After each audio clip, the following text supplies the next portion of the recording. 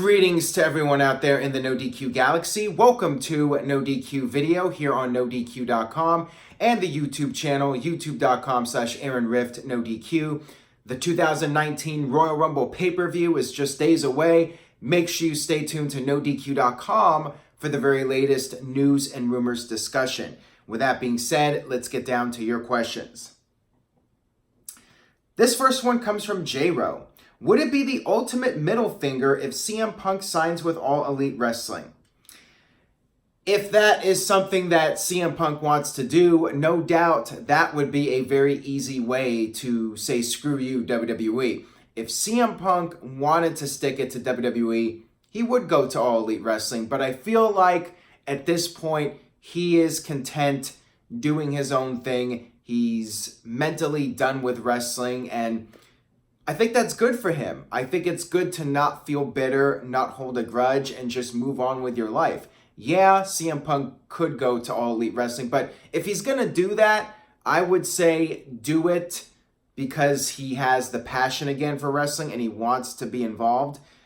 Do that, but don't do it just to stick it to WWE. But yeah, if he did show up, that would be a pretty big deal, and CM Punk is one of the bigger names that could help All Elite Wrestling get off the ground. Now, I really don't feel like Punk could really make that much of a difference as far as garnering mainstream attention, but I think that there would be a very significant buzz if he joined AEW, and that could potentially have a ripple effect and bring in new fans. I think CM Punk could definitely make a difference, but it's just a matter of him having the passion and wanting to do it. Got this one here from Jared J. Smith. Hey Aaron, could you see Rob Van Dam being part of All Elite Wrestling? Talk about a game changer. I love RVD. He's been great to NoDQ.com over the years. He's done several interviews with us, but he's not a game changer for All Elite Wrestling. He would be a nice little addition to do a match here and there as a special attraction, but he's not going to move numbers. Look at what happened in TNA. RVD went to TNA, and it meant absolutely nothing. Now, granted, it's TNA, and they screwed it up pretty badly, but I feel like RVD, especially now that he's, 7-8 years older than he was when he was competing in TNA, there's only going to be so much he can do at this stage of the game. So, yeah, his name value might help a little bit, but I don't see him being a game changer, with all due respect to him. Got this one here from Michael J. Now that we're close to this point, but what would be your equivalent of Hall and Nash or the Radicals defecting from WWE to All Elite Wrestling with today's roster? Does it just have to be the men? I suppose Ronda Rousey could be a difference maker. We're talking about potential game changers, people that could jump to All Elite Wrestling, and that could be a real sign of the tide turning. Now, WWE already was fully ahead in the Monday Night Wars when the Radicals jumped ship, but for a lot of WCW fans, that was like the final nail in the coffin because the Radicals were almost the backbone of WCW, and you had these really great performers like Benoit, Malenko, and Eddie Guerrero and Saturn. These guys leaving WCW, that was really bad. That was a huge blow for WCW because those guys were the workhorses. So when you look in WWE right now, who are the workhorses? Seth Rollins, AJ Styles, Daniel Bryan, and really WWE has a ton of workhorses. It's a different scenario now.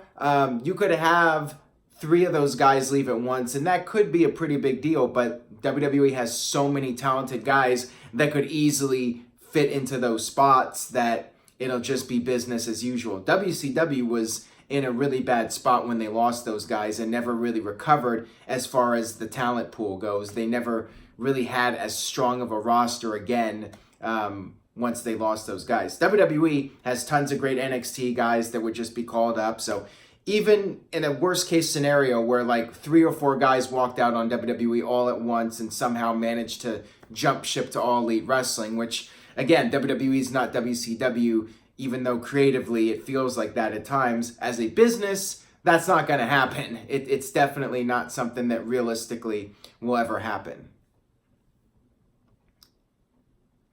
Got this one here from Garrett Mills. Say 5 or 10 years down the line, All Elite Wrestling is around and they're on Monday or Tuesday and on TBS or TNT. Do you see WWE maybe going back to not TV 14, but at least letting blood be shown and shots to the head and stuff like that? No, because WWE, now that all this information is out about concussions and what we've seen with wrestlers dying at a young age, WWE being a public company, being in a spot where they don't want to jeopardize their business, they're going to play it safe. And they're not going to do anything reckless like that. Now, I guess the question is, if AEW became competitive enough, would WWE consider pushing the envelope a little bit more? That I could see happening, but chair shots to the head, don't see that ever happening again, regardless of what AEW does or how successful they are. Could we see blood being used more often? Maybe blood capsules, maybe hard-way blood, although one could argue that hard-way blood is actually more dangerous than cutting yourself with a razor blade. They could always use blood capsules. I mean, it's hard to say, but at the very least, I think WWE would consider pushing the envelope creatively, but not doing stunts that are going to put their performers at risk. I think those days are over. And guys, coming down from the ceiling and being set on fire, all that stuff, I think is unlikely to happen again in WWE at any point in time. This one comes from Jacob. I know you said that you would want to see AEW be on a Thursday or Saturday night, but why not Tuesday? I understand SmackDown is on now, but if AEW ends up not starting until the fall, then SmackDown will be on Fridays. Maybe making Tuesdays a viable idea. Well, apparently there was a trademark for Tuesday Night Delight, but then it later came out, it was rumored at least, that AEW was probably going to be on a Thursday or Friday night. I think ideally, to start off, it would be best for AEW to not be competing with Raw or SmackDown. TNA tried it, it did not work, and as high as people are on AEW right now, they haven't run a show yet. They're still a new promotion. They still need to show that they can run a promotion and be consistent with the quality. So time will tell. It's easy to put together one great show, but can you do it over and over and over and over again? That remains to be seen, but if and when they do get a TV deal, I think they should be on the best night possible. Obviously, Tuesday's better than Friday. Friday's not necessarily the best night to have a television show when people are out and about. But they should be on a night that's not with heavy competition. So whether it's Tuesday or Thursday, I think that those would be one of the better nights to do it. Even Wednesday. Saturday, who knows? I mean, might not be the ideal night to do it, but we'll see what happens. I mean, time will tell how far AEW can go. I mean, let's see what happens before we start judging whatever decision ends up being made, or what they're planning to do at least. This one comes from Boogeyman79. Since Impact Wrestling is failing and has been failing so bad, what would you say if All Elite Wrestling is a successful company? What would you think if they merged or All Elite Wrestling bought out the company? Well, apparently there was speculation about that a while back, but I guess nothing ever came out of it. Impact Wrestling, they can do what they're going to do, but they're never going to be at the level they were at again. I could say that with confidence. They killed their brand, and if people are going to invest time in a wrestling product that isn't WWE, they're gonna focus on All Elite Wrestling at this point. Keep in mind, there's only so many hours in the day, and people have things they want to do with their lives besides watch wrestling.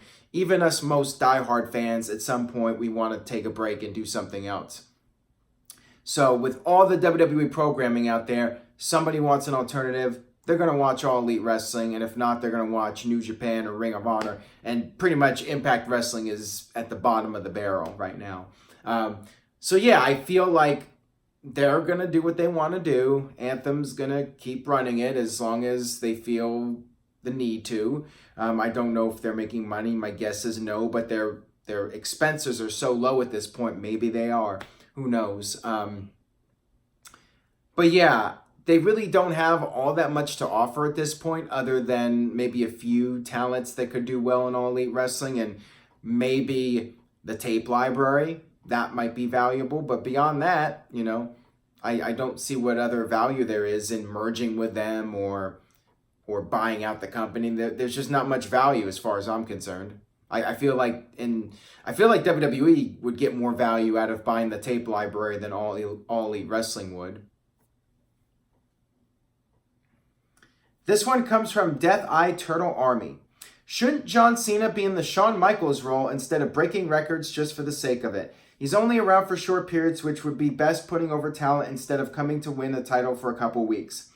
Well, you know damn well that John Cena, with 16 title reigns and his health still being good, you know it's going to happen. You know it's inevitable. You know he's going to win that 17th world title.